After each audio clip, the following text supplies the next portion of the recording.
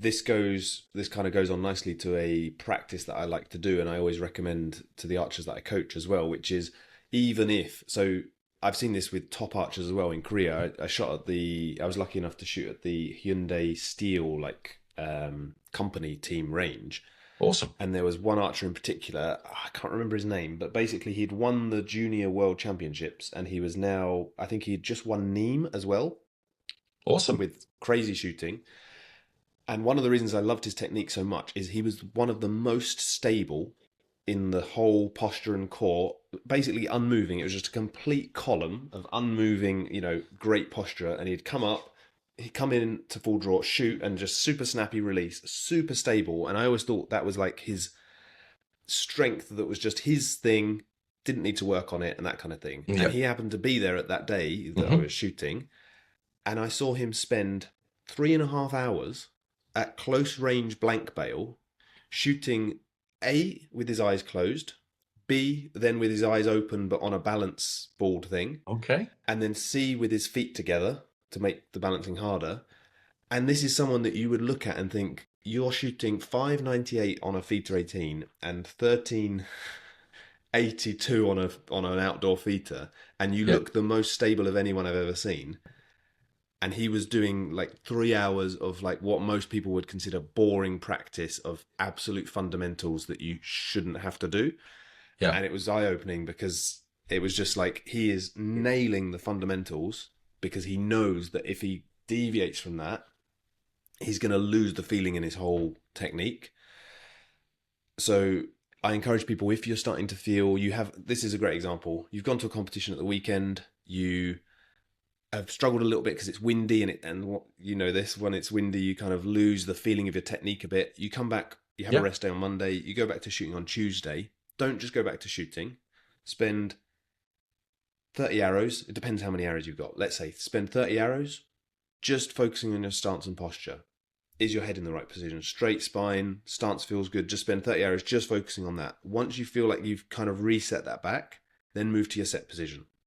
Once you then got that, check in with your raising the bow and twisting and get into alignment for your setup. Just go through literally the shot sequence and don't move on to the next thing if something feels like really off. Definitely don't just start with, my full draw feels wrong because I was blown around all weekend, I can't feel what's happening, without then looking at the stance and posture. So I think this is a really good kind of way to look at it. And I think it's fantastic reminder. And you remind me of one of the sayings that I really like and I repeat often in the British military. Our sort of most elite forces are the SAS. And they have a saying that being world class is doing the fundamentals really, really, really good. And when I read that, I was like, oh, absolutely love it. Because so often that is true. Being world class is not doing some fancy thing that no one's seen before. Often being world class is just absolutely nailing the fundamentals. And I think in archery, that's so often the case. The world class people do not look exceptional. They look, you could almost say boring, because they just look like average. They just look like everyone else. The difference is they're doing it exactly the same every single time in that, but they look typical, not average, typical. They've got classic typical technique. There's often unremarkable, as in you couldn't write down, well, she does this, he does that, because they're all shooting to the same model and they're just nailing the fundamentals.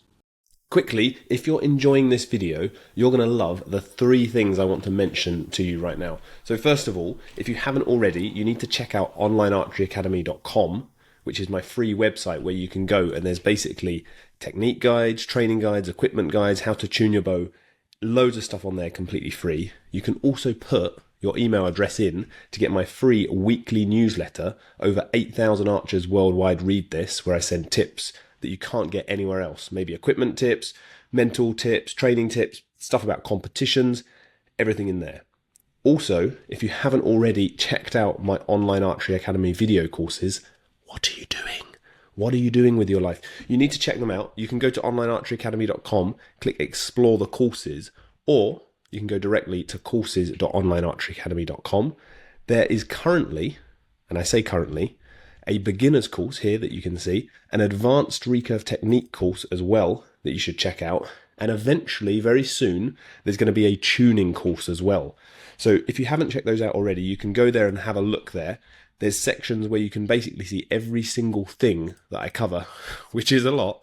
There's a lot covered. This is the most comprehensive course on recurve technique in the world. I'm pretty sure I haven't seen any course that comes anywhere near this in terms of the detail that I go through every single stage of the shot, of your technique, how to troubleshoot those areas as well, how to train them, and I offer a money-back guarantee with that as well. Finally, the last thing I want to mention, if you haven't already, go to members.onlinearcheryacademy.com, or you can go to onlinearcheryacademy.com and click Become a Member, and there you can join my membership, which is just £3.99 a month, to basically get exclusive access to me and loads of equipment advice, technique advice, free videos, Q&As, that kind of thing. So after this video, I'm going to record some more information in here on Q&As that people have sent in, technique things that maybe aren't as suitable for YouTube because they're just not going to get the views, that sort of stuff. This insider access is in the community and you can see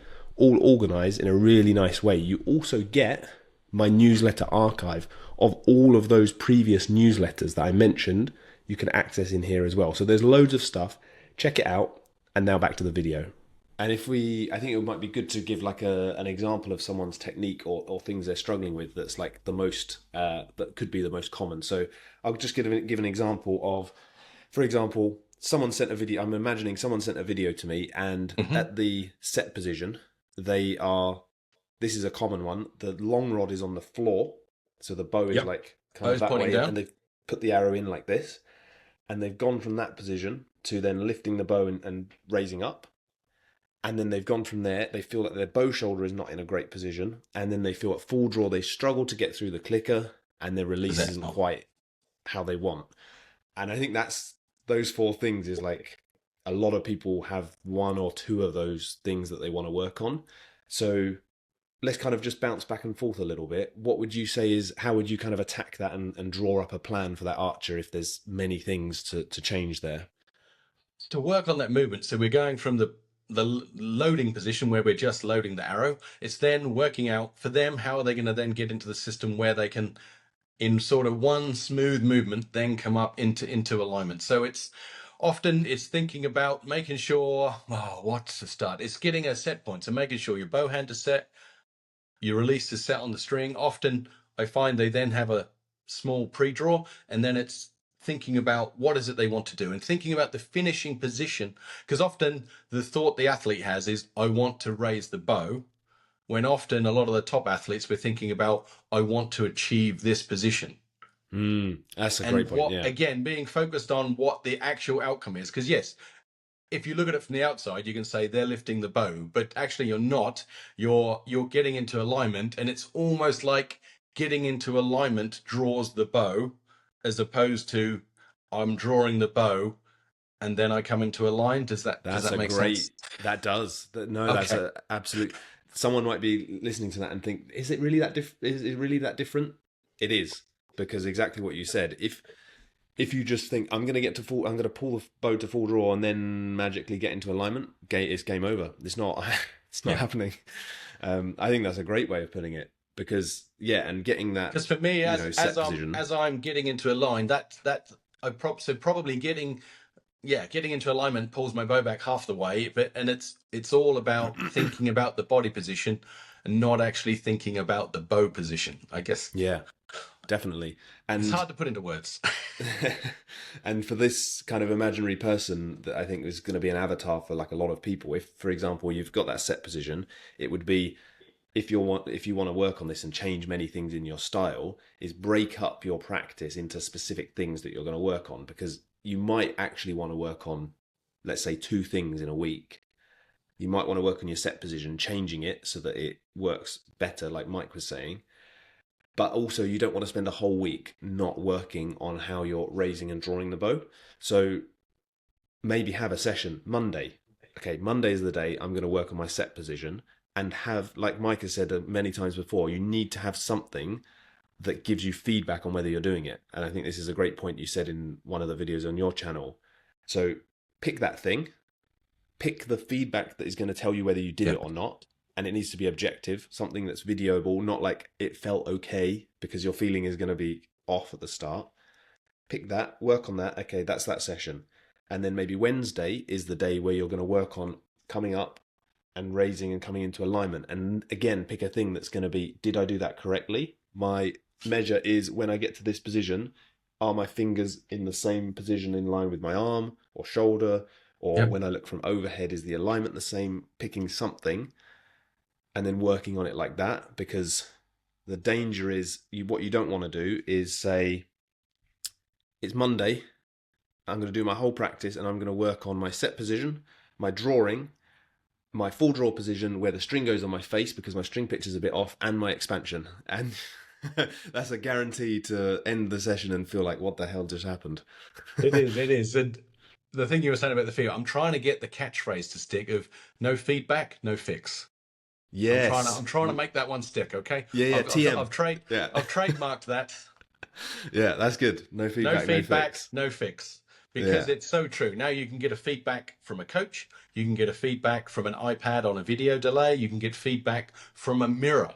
But if you don't have the feedback, because your feelings, your feedback system, your feelings, so often it's so deceiving. Yeah, it's completely different. Honestly, coach, it's the middle of my nose here. It's the middle of my nose, you know. Yeah, it's like, am I really leaning back? It's like, well, let me take a video of that. But no, so hopefully that answered that question about how to change many things in your style. And I kind of wanted to deep dive a little bit. I'd be interested to hear in the comments if anyone's got any kind of follow-up questions on that, like specific areas that you're working on or something. For example, I'm working on my bow shoulder, like this is the problem I'm facing at the moment. How do I work on that? Let me know in the comments, and maybe we can do a future video on that as well. But yeah, for sure, that'd be good. Yeah. Thank you for watching, everyone, as well. And thank you, Mike, for joining me. And hopefully that was useful. And we'll see you in the next video. See you again.